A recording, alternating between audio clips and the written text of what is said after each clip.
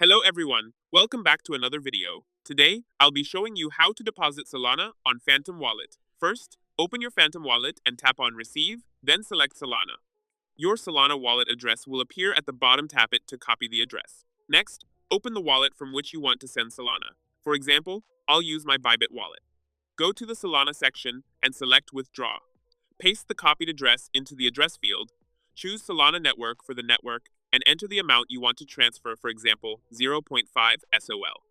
Once all the details are correct, click Withdraw. On Bybit, click Confirm and enter the verification code sent to your email and Google Authenticator. You'll see a message saying, Withdraw application submitted. Finally, return to your Phantom wallet and wait for the transaction to appear. This may take a few minutes. For me, it showed up in about 2-3 minutes. And that's it. Your Solana is now successfully deposited into your Phantom wallet. If you found this video helpful, don't forget to like and subscribe. Thanks for watching.